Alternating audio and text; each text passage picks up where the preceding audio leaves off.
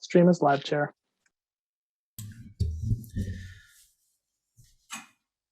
Thank you.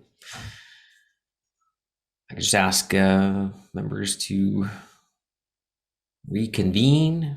Just trying to make sure we get quorum before we get back into our delegation. So I'm just gonna do a quick run through. I know one councillor said that they're just about 10 minutes more before they get back, but run through. Councillor Brockington, here. I'm here, yeah. Councillor Cloutier here, Councillor Dudas here, Councillor Hubley, not here yet. Councillor Kitts here, Councillor Leeper, not yet. Councillor McKenney here, Councillor Menard here, Councillor Tierney, not yet. Councillor Gower, yes. Councillor King, yes. Councillor Me, yes. Vice Chair Quinn, not yet. I don't mention these, Chair. Member Conforti, yes. That's quorum. Good. So right back into it. Michael Wolfson, I hope your 12-to-1 meeting went well, and thank you for being here. Well, thank you very much. Yes, the meeting went well, and thank you very much, councillors and chairs, for giving me the opportunity to talk for a couple of minutes. I'm speaking on behalf of what we've constituted as the Dominion Observatory Preservation Committee. I'm an amateur astronomer. This committee is part of the Royal Astronomical Society of Canada. I don't know if you've already heard from any of my colleagues, but the big question is the adjacent property, which is shown as the Dominion Observatory Complex heritage site. I'm not going to comment at all on things I think you've heard more than enough about the siting and all sorts of other factors. I'm mainly concerned about the ability of the observatory to be used for astronomy, which was its original function. And in particular, the sight lines from the dome on top of the main observatory building. We have had previous sessions where Graham Bird and Associates and the architect did promise to us that they would help us determine whether the building heights would impair the sight lines. And they sounded pretty enthusiastic when we were on one of these Zoom calls, but we still have never heard back from them. We have done some initial calculations of our own, brushing off our high school trigonometry, and it looks like at the building heights of 7 stories and 11 stories for the 2 buildings, things would be okay. But we're deeply concerned about the fact that the area is zoned for 20 and 30 stories. The basic idea, if the public is ever going to be able to go back up to the dome and look at, for example, Jupiter and Saturn and the moon, the planets, they pass across the sky about, depending on the season of the year, 10 or 15 degrees above the horizon. That's called the plane of the ecliptic. And we're really concerned that in future, even, we would like to be reassured by having the architects use their computer software to show us right now that the sight lines will not be impaired. And we're particularly concerned that if you approve the site plan as it's written, it could allow future building heights that even if not today, in future, they would impair these sight lines. So we would strongly urge that council amend the master site plan approval to be quite specific, to say that no building height should exceed or impair or block the sight lines from the observatory, to use the astronomical term, the plane of the ecliptic. A couple other quick points, I guess. We were really pleased to see the mitigation strategies that are mentioned, for example, about protecting the South Azimuth building. But bollards, I don't think, are quite enough. I've been there. I don't think you'd have to cut down any trees if you moved Maple Drive 1 or 2 meters to the west, and that would provide a bigger snowbank and less risk of an emergency vehicle screaming into the hospital, crashing into the building. Let me just double check if I had any other main comments here. Yeah. And I think you've already heard, the telescope is mounted on a pier inside the observatory building, and that pier is mechanically isolated. So if you haven't already heard, you'll hear from some of my colleagues about making sure the vibration doesn't damage any of that stuff, and along with all the blasting. But the key thing, just to emphasize and hopefully save you guys some time, is to say that the site plan approval should include specific requirements that no building in the immediate future or in the fullness of time impair the sight lines from the observatory in order to enable public outreach and public astronomy to proceed at the site. And hopefully you'll all agree, and then there won't be any questions. All right, thank you. Well, there is a question, but yeah, we did just before the break. We had Sharon O'Dell here, and I know Councillor Menard engaged with her and also committed to try to follow up on some of that stuff. I've sort of sent a message to Councillor Menard to offer any assistance in that front as well, to make sure that we connect those pieces. Councillor McKenney? Yes, thank you, Chair. Thanks, Mr. Wolfson, for joining us today. I was going to mention that, but the Chair has that Councillor Menard and staff, as a result of an earlier delegate working on how we can ensure that in the site plan, when we're coming up to that issue, that the dark sky guidelines are going to be used, et cetera. I just want to go back quickly. You mentioned something about moving Maple Drive / saving trees, and I missed it because I was thinking about the lighting issue. So I wonder if you could just expand a wee bit on that. Well, the current alignment of Maple Drive passes, I think if you drove right on the curb, you would be less than a meter from the South Azimuth building. And I appreciate the idea of putting up some obtrusive boulders, but it would really add a margin of safety if the paved part of Maple Drive was moved 1 or 2 meters to the west. I'm told by some colleagues that, the construction is probably going to chew up that road anyway, so that it would need to be repaved. So the marginal cost of moving it is probably not significant.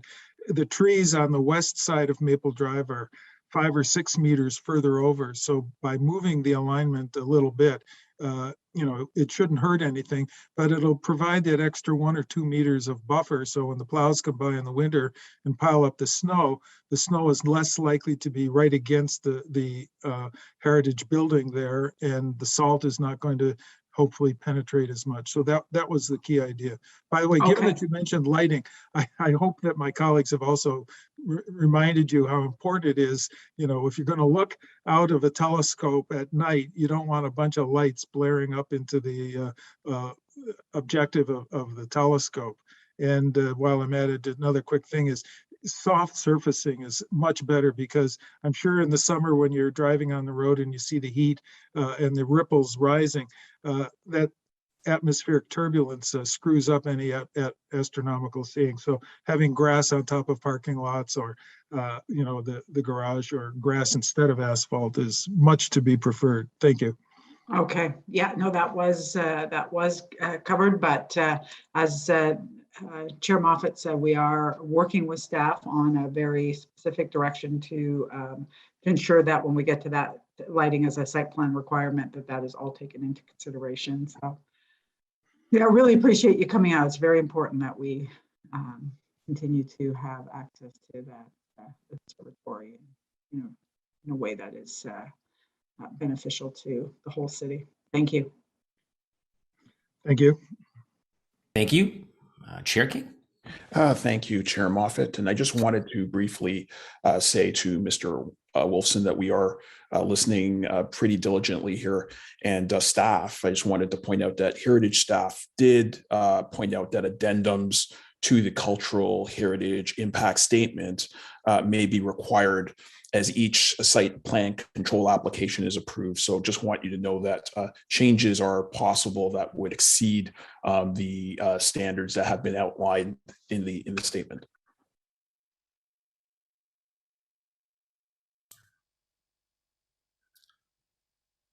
All right. Okay, thanks. Thank you, Councillor King. And thank you, Michael. That's it for questions for yourself. So enjoy the rest of your day. We go now to Dr. Turnbull. After Dr. Turnbull, it will be Dr. Jamie Fullerton, Marion Crow, and Jeanette Chang. So Dr. Turnbull. Thank you very much, members, for allowing me to speak to the Planning Committee and assist in any way I can with this very difficult decision you have before you. I'm speaking in the perspective of somebody who was the Chief of Staff at the Ottawa Hospital. I'm very familiar with the infrastructure of the building that we're proposing to replace, and somebody who's had some input into what a future hospital should and could look like for serve this region.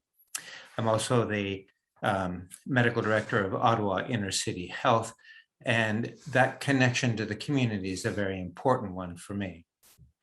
So, and what I've heard so far today is there's not a lot of debate that we really need a highly sophisticated new tertiary referral hospital. And our 100-year-old facility at the Civic must be replaced. And I really haven't heard a significant debate about that so far, that healthcare is changed, our community is changed. We need to attract the brightest and the best. We need to have a very important research and education facility that would provide advanced care for not only the people of Ottawa, but for the region. So I think that is something that there's great consensus about.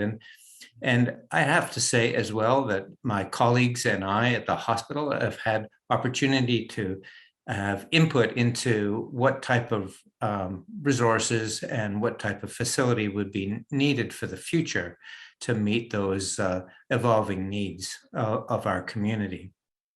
So the other aspect of this that we've had input into it is that sense that the hospital is a hub with this spoke model and reaching out into the community. And I think that has been incorporated also into this structure to allow us to integrate out into the community and provide focused services that are accessible, but also out into the community where specialists and services, et cetera, can be easily deliver that care out, and either that through face-to-face or through IT-enabled encounters. So I think that aspect of things is very encouraging. I think this site model, et cetera, will provide the necessary services to put us in good stead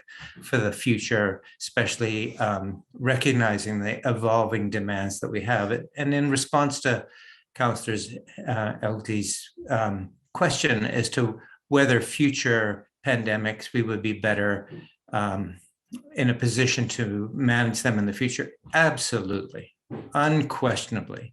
And in fact, I would argue that one of the biggest challenges that we face is moving ahead, because the civic site infrastructure as a physician, I find it evolving and much too difficult to provide world-class care in that context.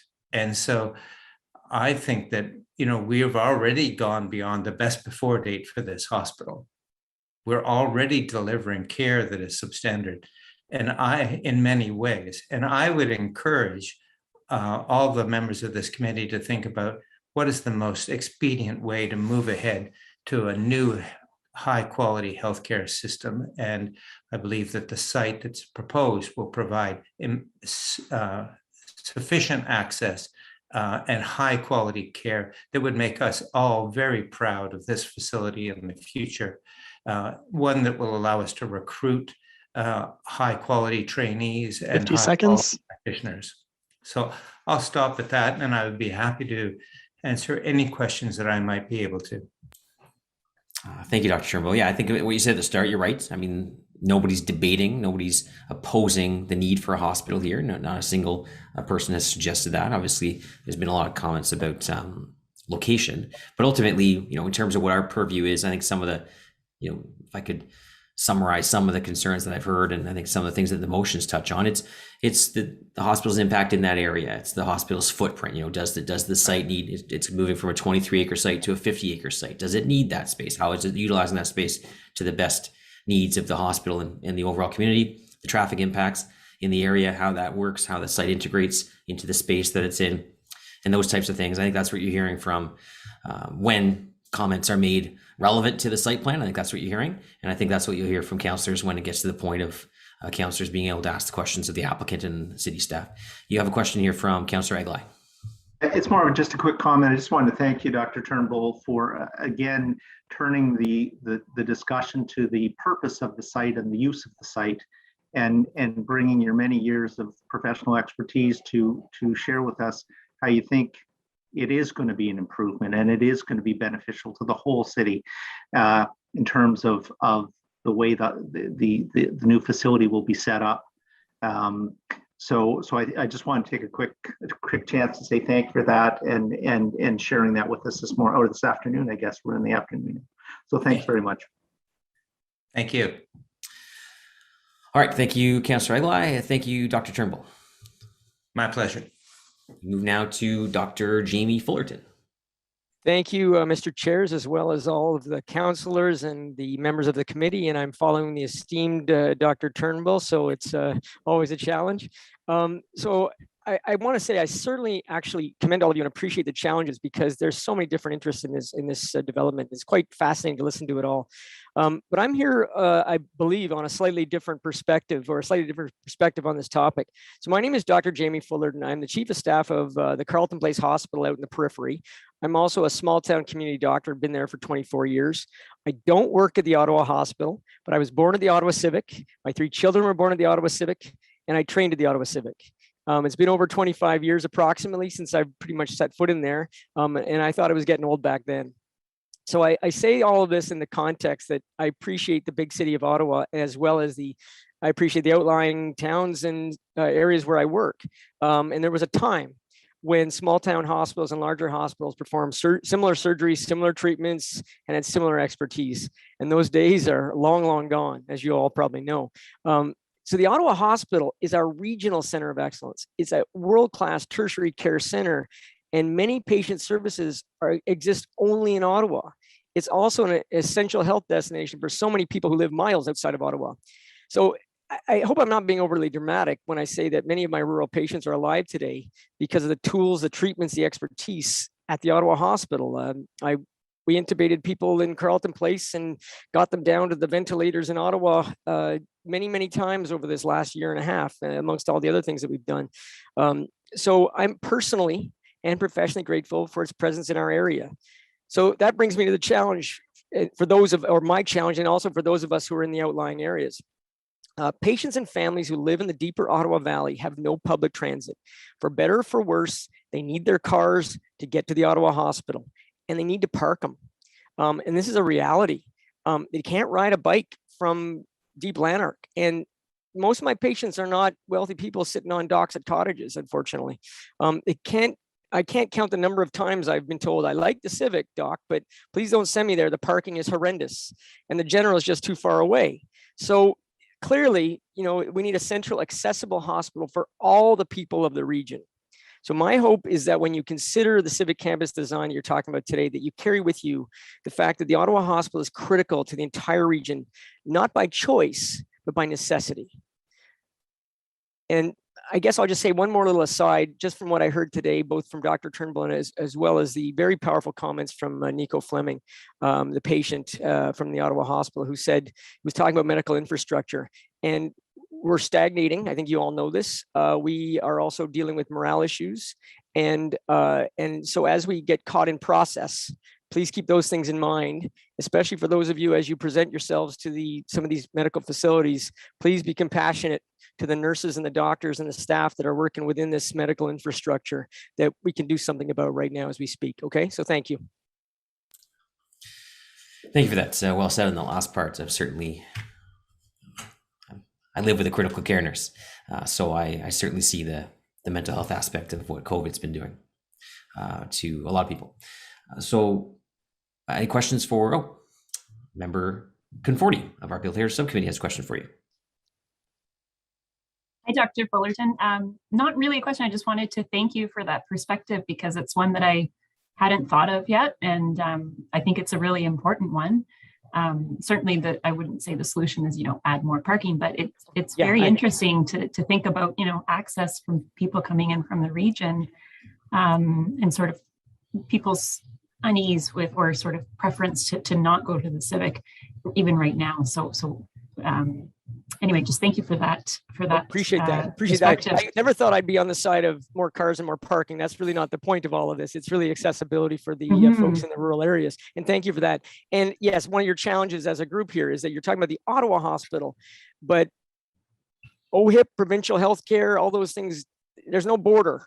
We don't stop at Ashton. So thank you. Ashton's a great community, by the way. There you go.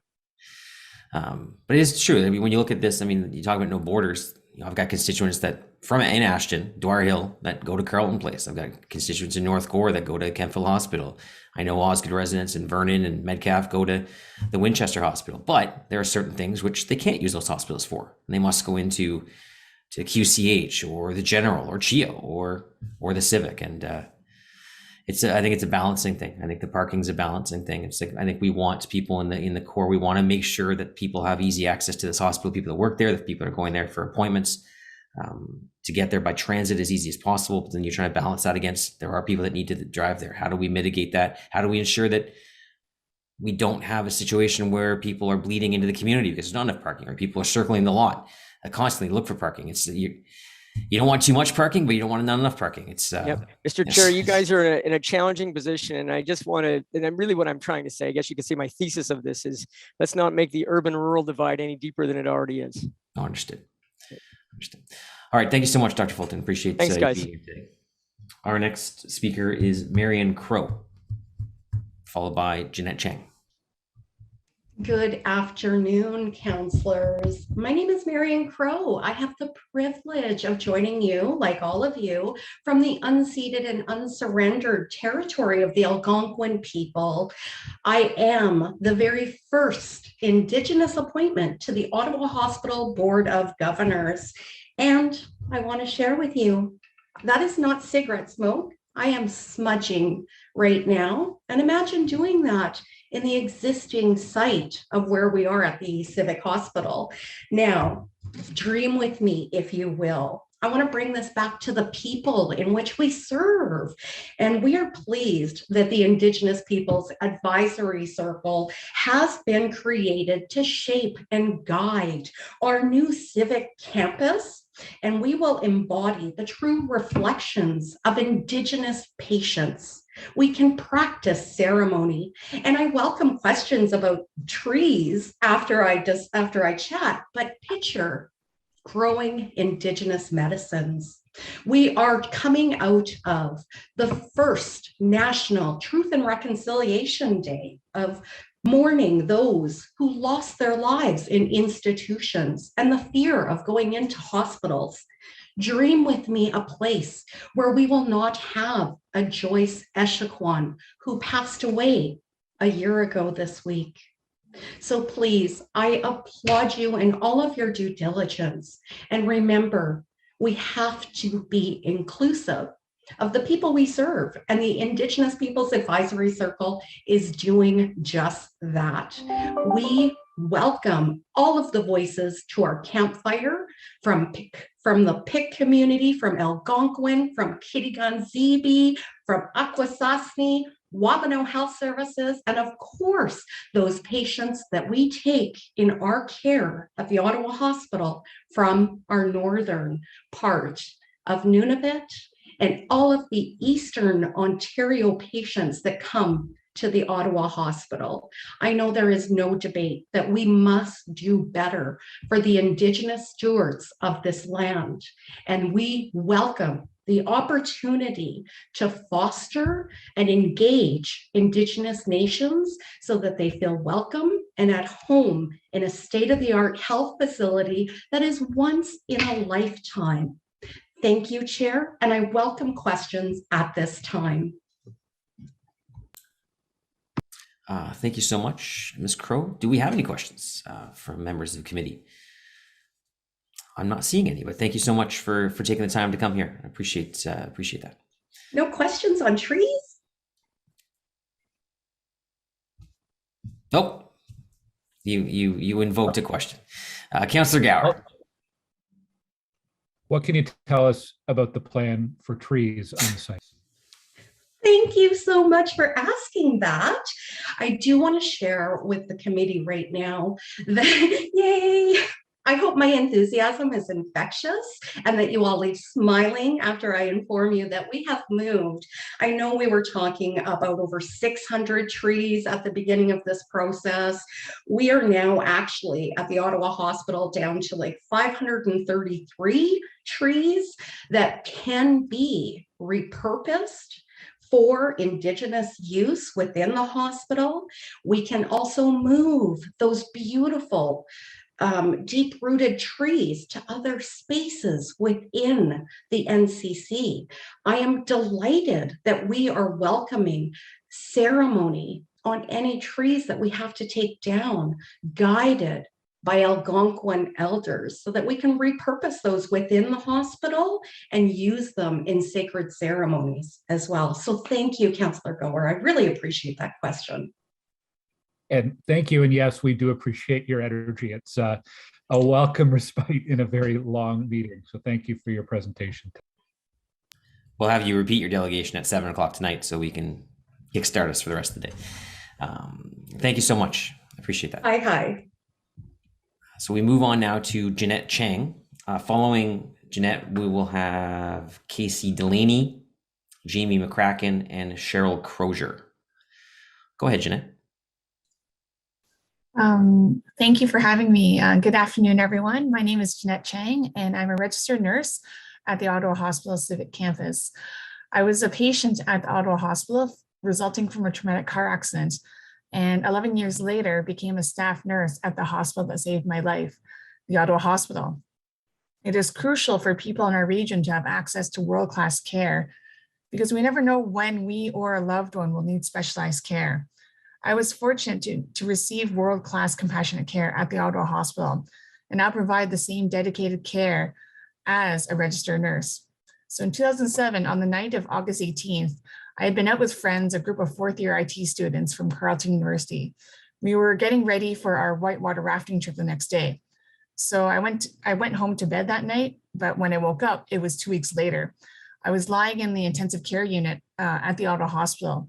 I had no idea what happened to me, and to this day, I still don't recall any details. I learned later that I had been in a serious car accident. We were traveling down a road near Renfrew. Then our car was T-boned by an oncoming pickup truck. I was sitting in the back seat in the middle. We were all wearing seatbelts, but I only had a lap belt for protection. So 3 of us had to be taken to the hospital, but my injuries were life-threatening. So I had to be airlifted to the Ottawa Hospital because that's the home of the only trauma unit in Eastern Ontario. The most challenging and complex cases from Deep River to Hawkesbury are sent there, and mine was one of them. So I had an operation to have my spleen removed. I had a craniotomy to repair my fractured skull, and surgery on my pelvis to piece me back together, amongst others. I was critically ill and had an upper gastrointestinal bleed. But Dr. Pagliarello came to my bedside and held my hand and explained to the medical team and my family the next steps for my care. Dr. Pagliarello spoke with confidence while holding my hand, and I was comforted by his care. When he let go of my hand, I decided to make a transition towards healthcare. So I stayed at the Ottawa Hospital for 4 months, 1 month in the intensive care unit, 2 weeks in the trauma unit, and then another 2 weeks in the general surgery unit. I had to learn to feed myself, to walk and talk again. So compassionate care transforms lives. And because of the care I received, I made a career change from information technology to healthcare in the general surgery unit. So my unit became one of the dedicated COVID-19 units during the pandemic for over a year. It was challenging seeing many patients suffering from COVID-19 and the hardship they endured for not being able to see their loved ones. At the same time, it was a privilege to be able to care for and support them during such a vulnerable time. I thank God for the care that I received when I was a patient, and with my team at the Ottawa Hospital, we continue to care for patients with dedication, compassion, and respect. In March 2020, 2 surgical units were converted into the designated COVID-19 units, and we had to adapt our provision of care with regard to infection prevention and control. So currently, many beds are not single rooms, and a 1 patient, 1 bedroom, 1 bathroom model at the new Civic Campus can help facilitate better infection prevention, control, privacy, and rest. So patients have different personalities. Some patients may disturb the roommates while talking on the phone. Other patients may not be as comfortable talking about their body parts and medical conditions with healthcare staff, knowing that their other roommates can hear them. If patients have poor sleep, they can be disruptive to others, uncooperative, less motivated to achieve their health goals. There will be less conflict and less stress if each patient has his or her own room. Patients can have better sleep, improved mood, greater compliance to health goals, and may spend fewer days in the hospital. Working in a more spacious and better working environment will increase morale and lead to less staff turnover. So the development of a world-class modern facility will attract healthcare professionals, researchers, and students from around the world, thereby improving the patient, family, and staff experience. And in terms of staff, I'll close with staff experience, knowing that I'm part of an amazing team who works hard every day to provide care for the patients, and that the work that we are doing is making a difference motivates me to keep pushing forward, because I know that the positive change that I'm seeing is not just for myself, but affects many others. I'm reminded every day that the hope that I have has an impact on the care that I provide for the patients and their loved ones. Thank you. All right, thank you so much, Jeanette. Do we have any questions for Jeanette Chang? Seeing none, thank you again for taking the time, and congratulations on your career change and how that's worked out. That's it's insightful, inspiring. Appreciate that. Thank you. And thank you. Our next registered speaker is Casey Delaney. Hi, I'm Casey Delaney, and I'm a patient of the Ottawa Hospital. A little over 3 years ago, I was the victim of a Sea-Doo accident. I was run over by a Sea-Doo and sustained a traumatic brain injury. I was in Quebec when this occurred, so I was first brought to a hospital in Gatineau. They were quick to assess my situation and decided that my injuries were too severe to be treated there and that I needed to be quickly relocated to the Ottawa Hospital. The Ottawa Hospital was viewed as the only hospital within a reasonable distance that could have any chance of helping me. At the Ottawa Hospital, I had half of my skull removed to allow for my brain to swell. I was then put into a medically induced coma. The new Civic Campus would help to ensure that all those in need can receive this care when necessary. I want to ensure that everyone I know and love is able to receive the same care that I received immediately when needed. My family watched for nearly 2 weeks as the team in the ICU at the Civic Hospital treated my needs as they quickly changed from hour to hour. The likelihood of my recovery was constantly changing.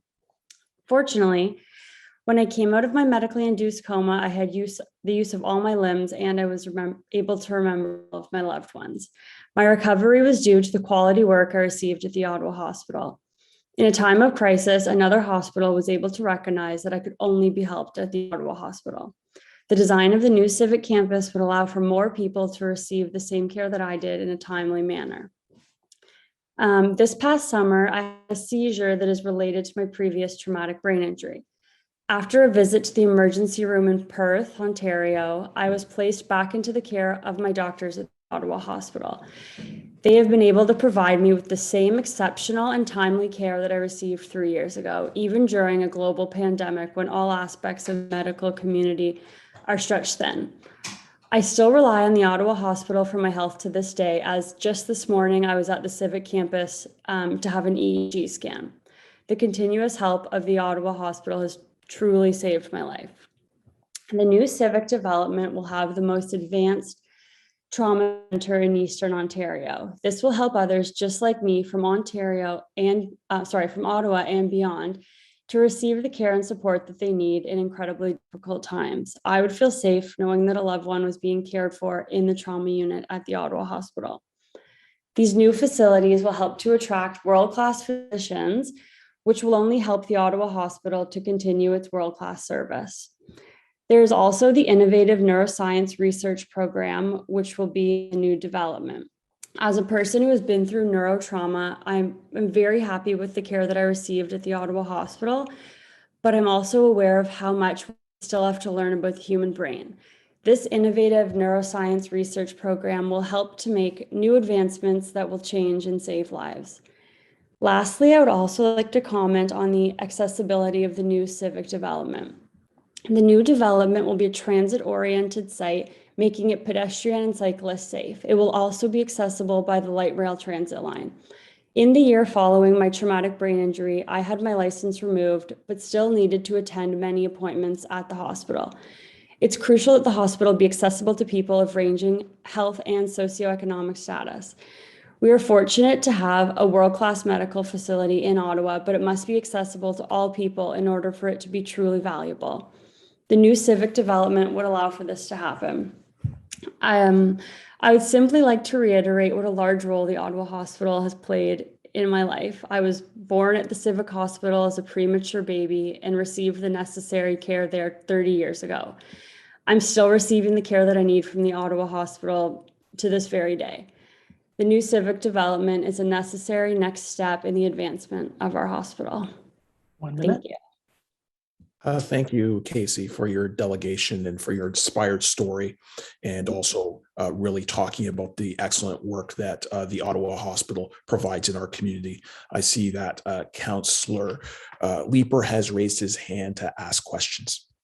Thank you very much, Chair. Ms. Delaney, thank you very much for the delegation. I hope you continue to do well in your recovery. I am forever astounded at what medicine can accomplish, and some of those stories are simply jaw-dropping. I was pleased that you raised the issue of accessibility of the site with LRT.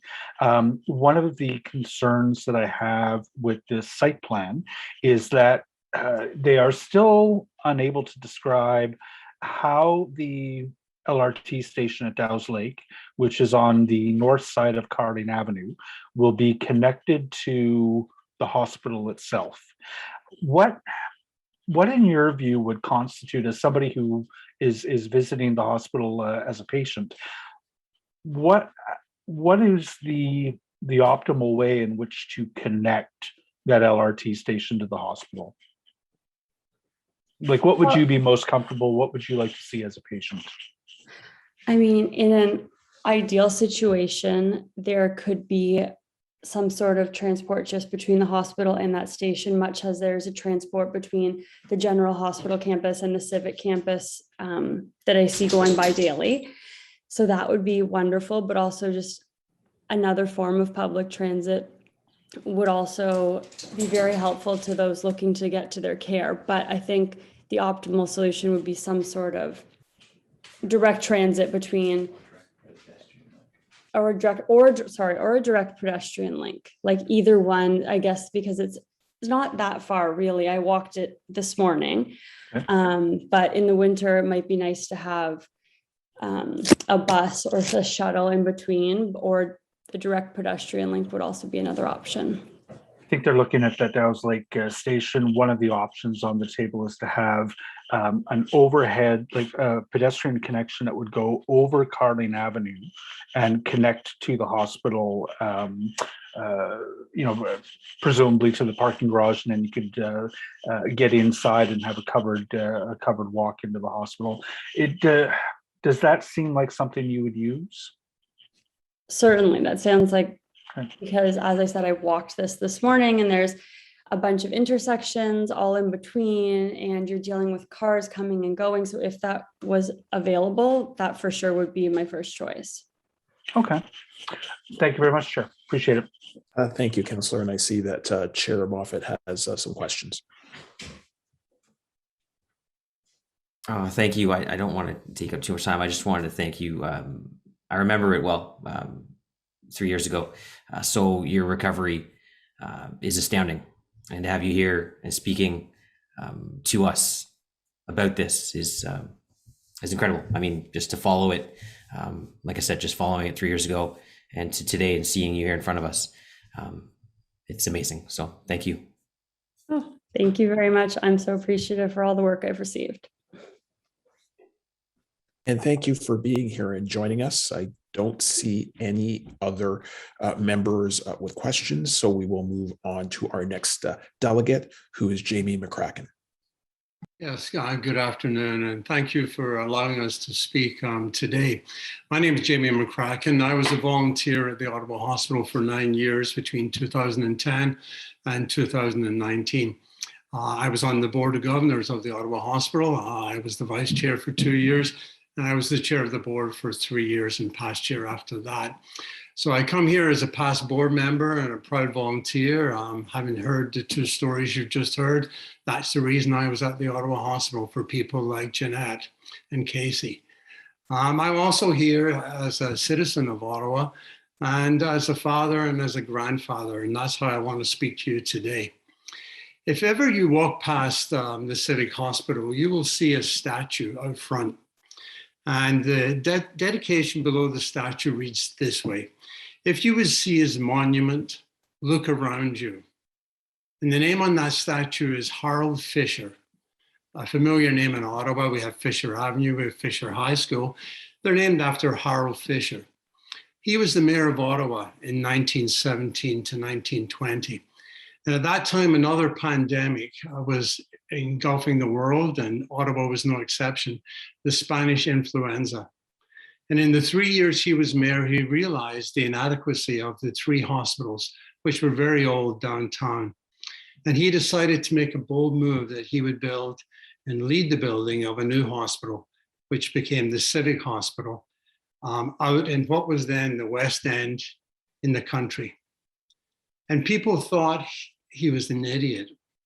They called it Fisher's Folly, because it was way out in the middle of nowhere, and why would anybody build a hospital there? 100 years have gone by, and we seem to be in the same place. We seem to be very critical of where we build our hospitals.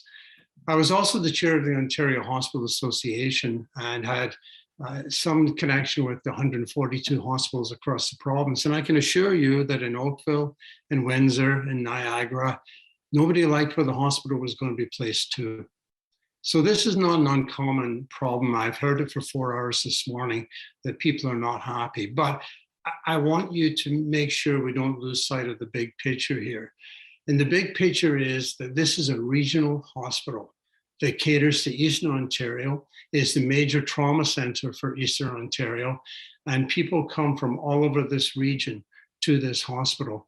And I think there's a danger that we get narrowly focused on a certain few communities around this hospital who certainly have issues, and those issues should be respected and should be addressed. And I have every confidence that the staff and the people working on the design of this hospital will listen and will take this into consideration. What we're looking at today is a legacy. 100 years after Harold Fisher built that hospital, we don't call it Fisher's Folly anymore. We call it his foresight, because of all the great things that have happened in the last 100 years at the Civic campus of the Ottawa Hospital. And I think we need to focus on the next 100 years. This is going to be a world-class campus. It will have 641 beds that each have single room with a single bed, with a single toilet for every single patient. Each room will have its own ventilation system. This is state-of-the-art. It is world-renowned.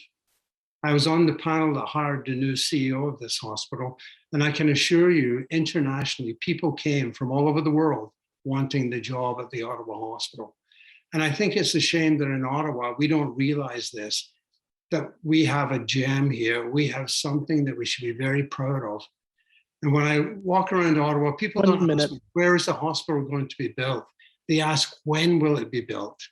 And it is my hope that in 2024, when we break ground for this new campus, it is the 100th year anniversary of the old Civic Hospital. And we can move forward proudly for the next 100 years. Not for me, because I'm an aging baby boomer. It's for my kids. It's for my grandchildren. Thank you very much. Thank you for your comments, and I see that Councillor Menard has raised his hand.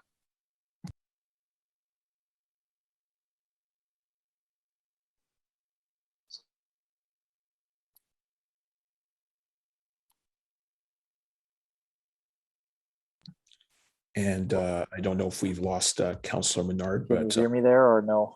yeah, we can hear you now. Oh, sorry about, okay. I'm sorry about that, Chair. I have my screen off because my computer again has been in and out here with my Wi-Fi. But I just wanted to ask Mr. McCracken, with regard to the current site plan in front of us, which is what we're here to debate, I'm wondering what your view is of how much of the site is hardscaped and how far away the main buildings have been put from Carling, which the transportation impact assessment and TDM had indicated is a difficult proposition, that they should be as close to Carling as possible. Yeah. I'm just wondering on those couple of points about the site plan itself. Yeah. On this site. And again, I have to underscore, I don't speak on behalf of the hospital. I'm a private citizen. And when I was chair of the hospital, I made sure I told exiting board members they did not speak for the hospital anymore. I speak on my own. Again, in my experience, both with the Ottawa Hospital and with the Ontario Hospital Association, you can argue things all one way and all the other way. There's some people want small footprint and they want the building going straight up. And so you have elevators. And so you have patients moving straight up a 20-story building, which in my humble opinion is not optimal for anything, especially during COVID times. There's others who want it spread out so that people are ambulatory and can move with wheelchairs along corridors. There are people who want a lot of green space and park space, and we heard that in the design of this hospital. What I'd like to underscore this by saying is that we have hospital experts who design these places. And I know the senior staff of the hospital have traveled North America and looked at many new hospitals and considered all of the factors about height and length and floors and green space. And all of those factors have been taken into consideration in the design that they are putting forward today. Okay, thanks for that. I've seen some of the comments around the internal design of the facilities, and I have no doubt that that will be state-of-the-art, innovative, and absolutely necessary. I've also seen other design concepts for the site itself, which I'm trying to speak about building form and function and transportation to the site and that sort of thing. The internal aspects I know are going to be incredible and very needed in our city. The other contentious area that has come up, there's two. One is the above ground parking garage and a previous, I guess, commitment to bury that, and as well as the connection with LRT, where we're seeing a couple football fields in between where the LRT will currently be and the main entrance of the hospital. Do you have any comments about those two aspects? No, again, I'm speaking on behalf of myself. Yes, it would be wonderful if we didn't need any parking at the hospital. But as the doctor, Jamie Fulton, explained, most people drive to the hospital. I live in Greeley. I can't go to the hospital any other way than in my car. And when my wife has cancer, I'm not taking her on a bus or a train to the hospital. I'm driving her there. And I think that's a fact of life. In an ideal world, we'd have no parking. In an ideal world, it would be completely underground. But there is a cost, and the cost is astronomical to put that complete parking lot under the ground. And so a compromise has to be made. And I'm sure the hospital administration and staff will do their level best to make sure that there is not too much or too little parking. There will be a balance struck along the way. So that would be my answer to that. Okay, thank you. And you are aware that in the future projections to make this site work, we are anticipating 50% modal share, not in cars, not in vehicles. That's one of the only ways we can actually make this site work is people taking transit, people biking in, people walking in, people scootering into the site, people carpooling into the site. that's the only way we can make this site work. You are aware of that as well. I'm aware of that, but I'm also aware of the fact that things changed. When they were designing this hospital, it was a fascinating conversation about how big do we build it. As technology gets more advanced, things get smaller. Surgical equipment gets smaller. It would be modular, and I'm sure the same thing could happen with parking garages. If there is no need for excess parking, that parking space more than likely could be adapted for more surgical space and clinical care. So I think nothing is set in stone as far as those two things. As I mentioned, we are building for the next 100 years, and things inevitably will change both clinically, socially, and physically at this site. Thank you, Chair. Thank you, Councillor Menard. And we have questions from Councillor Brockington. Thank you, Chair, and thank you, Mr. McCracken, for your delegation. And it's really good to see you again. I've missed you over the years. Thank you for your service when you served on the board and provincially. And I want to ask my question in that context, given the scarce resources that exist provincially and given the competition that exists provincially for hospitals and healthcare, how important do you believe it is for this committee to make a decision on the site plan today and not defer it or not to unholding the holding provisions, if that makes sense? Yeah, absolutely. I'm glad you brought that up. For 4 hours this morning, I found it quite depressing, to be brutally honest with you. I can find 10 reasons not to do anything. We are not building a big box store here on the experimental farm. We're building a hospital. And I think we need to, yes, respect the issues that were brought up by mainly the neighborhood and do our level best to address those issues. But being realistic, we won't satisfy everybody. A number of people don't even want the hospital built on this site. I'm hoping we've gone past that. We've been talking about this since 2007. 14 years have gone by with various iterations of where it should be and controversy and people quarterbacking, the design of the hospital. I leave that to experts. I trust the experts in hospital design. I trust the planning, the zoning people at the city, the federal agents involved, and the municipal and provincial agents involved, that they're doing their level best to make this happen for the citizens of Ottawa. And I think we can't lose sight of this fact that we need this now. We cannot wait another 10, 15 years while we debate minutiae around this hospital. It has to start now. And my dream is that in 2024, I'll be on site to watch us begin breaking ground on this beautiful new campus. Thank you, Mr. McCracken. I always appreciate it. Thank you. Thank you, Rob. Thank you, Councillor. And are there any other questions for Mr. McCracken? Seeing none, thank you for your delegation. And the next registered speaker is Cheryl Crozier.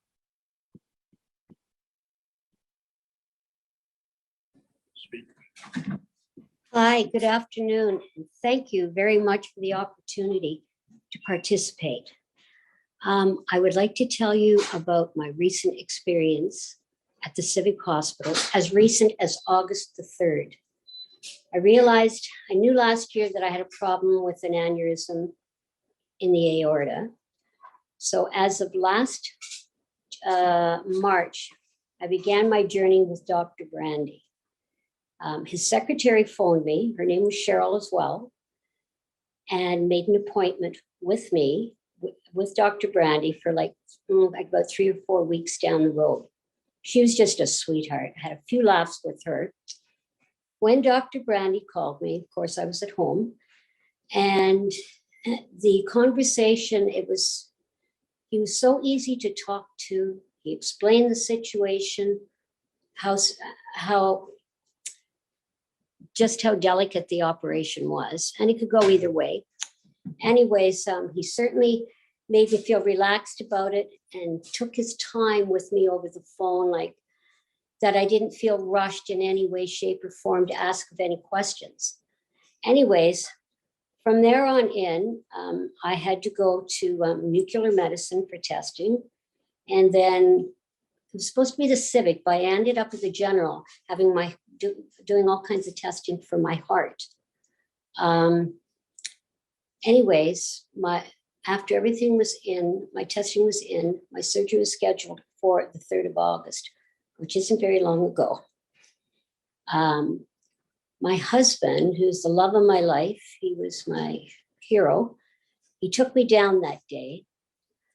That morning, I had to be there for like 5:30 in the morning. My surgery was at 8, and he had to drop me off. So I had to say I was like a little bit of a baby at that point, thinking I was going in there all alone and I wouldn't see him till whenever the next day.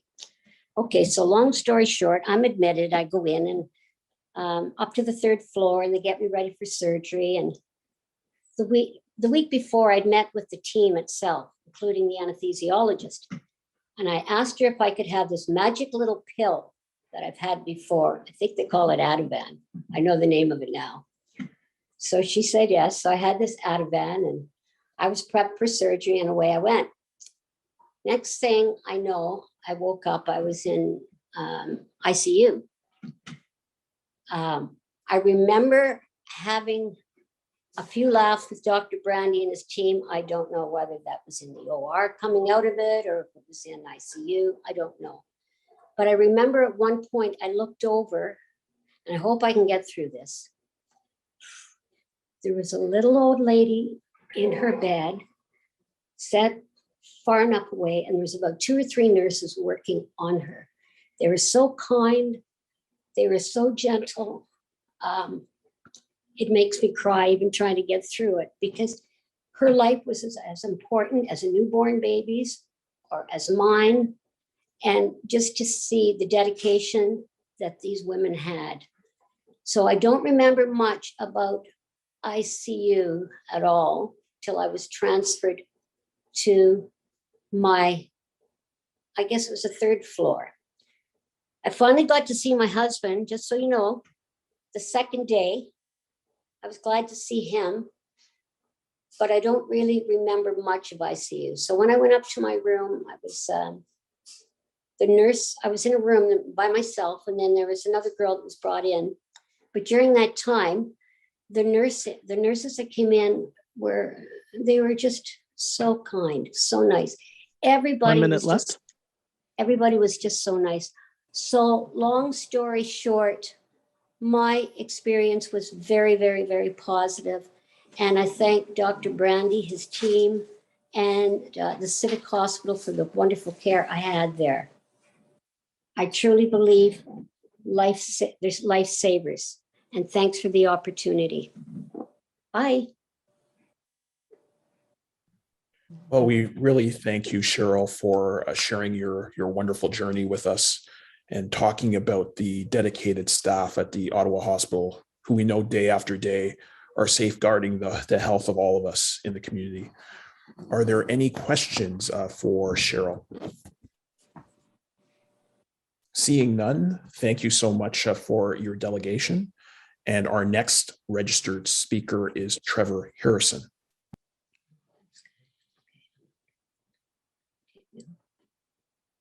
He might just be dialing in at the moment, Chair. He's sent an email. Okay, thank you, Eric, for that. Can we move forward with Carol McDonald in the meantime, and then go back to Trevor?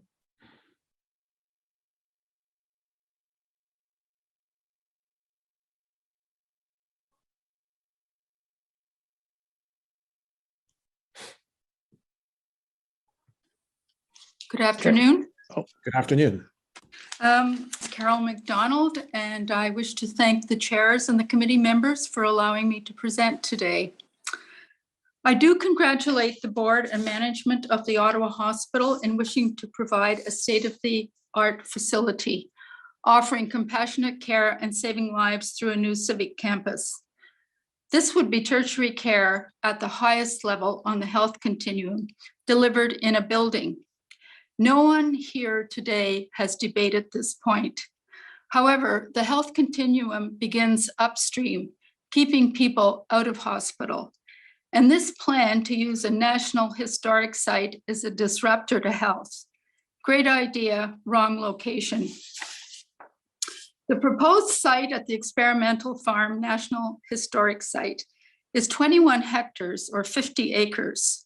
50 verdant acres, about 9 times the size of Confederation Park across the street from City Hall, 9 times. Can you think for a moment of taking that much green space out of Stanley Park or High Park in Toronto? It would never happen to these prized heritage sites. UNESCO describes heritage and health as being uniquely linked. The architect's drawings do not give us any idea of the emissions that will be brought into this area from all of the very large trucks that daily provide medical supplies, equipment, gases, laundry supplies, and food, as well as garbage trucks needed to deal with the waste generated from such a large hospital. Health, you say. This proposed building will not only displace the ability of many mature trees to clean the air, it will add to the pollution by generating emissions. Intensification is happening on Preston Street South in particular. The City of Ottawa's own intensification plan states that it should protect and enhance the quality of environment in the city by improving air quality and reducing greenhouse gas emissions, planning for forests and other green spaces. This will not be achieved if this proposal is accepted. The money spent to adapt train services could be used to address the determinant of health for housing.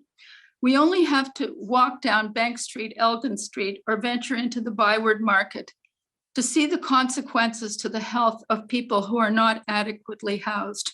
We have a homeless crisis. I would also like to see an independent poll of staff, day patients, and visitors that intend to use public transport to and from this building. How many staff will use public transportation after working 12 hours? I do not live in the Civic Hospital area, nor the Dow's Lake area, but if this large green space is lost, it will be lost forever if this plan goes through. Health must be the #1 priority for this planning committee. I repeat, great idea, wrong location. Thank you. Thank you for your statement. I'm not seeing any questions, so thank you for your delegation. Just wanted to check with staff to see if Trevor Harrison is joining us. Yes, he should be online now, Chair. Excellent.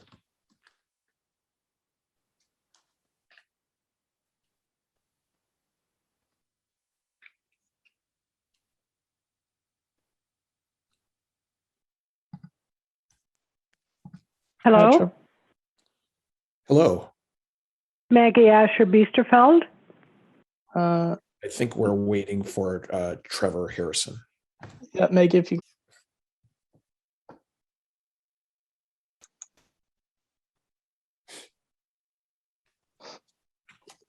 Trevor may need to press *6 to unmute himself. I'm sending a request, but doesn't seem to be unmuting. Sorry about that. I was doing *9. Okay. Can you hear me? We can hear you. You can go ahead. Great. Thanks so much.